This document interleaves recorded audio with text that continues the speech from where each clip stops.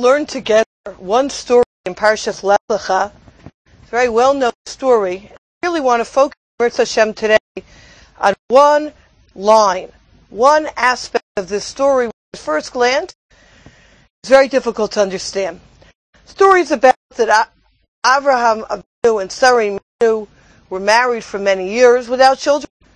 So Sarah has a suggestion of taking her maidservant Hagar and allowing her to marry Avraham, that she should be built up through her, whatever that may mean. And indeed, that's what happens. 10 years of living in Eretz Israel, Avraham Avinu married Hagar. And then we find that she gets pregnant immediately. The Torah tells us that when she saw that she conceived, her mistress was lowered in her esteem, in Hagar's esteem. So Sarah said to Abraham, the outrage against me is due to you. It was I who gave my maidservant into your bosom. And now that she sees that she has conceived, I become lowered in her esteem. Let Hashem judge between me and you. Which obviously everything here has what to talk about. But again, I want to focus the words of Hashem on one idea. Abraham said to Sarah, behold, your maidservant is in your hand. Do to her as you see fit. She's still your maidservant, even though I married her. So I have less of an ability to discipline her because she's my wife. She's still your maidservant. Do as you see fit. And here's the pasuk. Vata'anaha Sarah vativrach mipaneha. And Sarah dealt harshly with her, so she fled from her.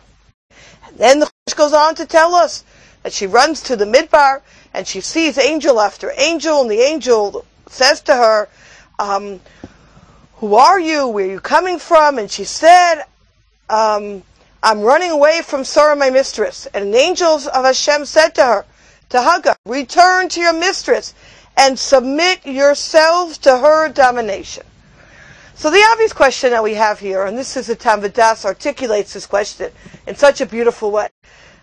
Asaf Sternbach, Tamua, hey ach kanit kesra in Hagar. Sarah Imenu is the greatest tzaddiket. She's our one of the most.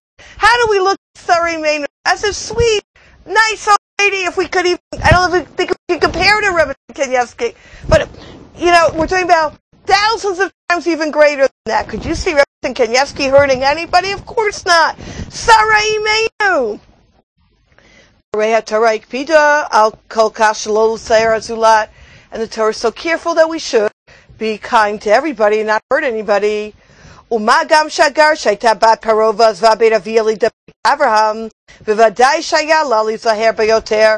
particularly, there was an in that Sarah should be nice to Hagar because she left everything to join the Jewish people. She could have been a princess in Egypt.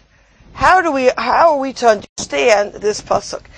It's even more difficult, perhaps, is that when the Malach tells Hagar, where are you coming from, where are you going, he asked her, go back, be subordinated under her. So we need to understand, what is this subordination? What was it that made Hagar flee? And how do we understand the actions of Sarah Imenu? Now, before we even deal with the question per se, I'd like to just offer a moment hakdama why the question is so important and why all what we study is so important. And that's the idea Rabbi Fran breaks down in source number 3, the famous idea of Maisa Avos Simul Abanim, that the actions of the forefathers guide the children. When simply understood, Maisa Avos Simul Abanim means that we often find events that occurred at our forefathers on a personal level, which played themselves out on a national level later in history. The actions of our forefathers serve as a blueprint for the large edifice that is our national history. And indeed, we find that how Klal Yisrael has been able to remain intact is because our forefathers have withstood challenge after challenge, and they have given us in our spiritual DNA the predisposition to be able, the genetic predisposition to be able to withstand challenges as well. But as Rabbi Fran notes, Maisa Avos Simul Abanim is not a guarantee. We cannot assume that our forefathers withstood a challenge, we'll be able to do so effortlessly. We have to, if we are to succeed when facing a specific challenge, we have to examine the way our forefathers handled that situation and attempt to follow their code of conduct. So Ma'aseh Avot Simon Labanim sets a standard, whatever they've done for future generation, and therefore there's an imperative to learn what they have done and to see the impact of further generation.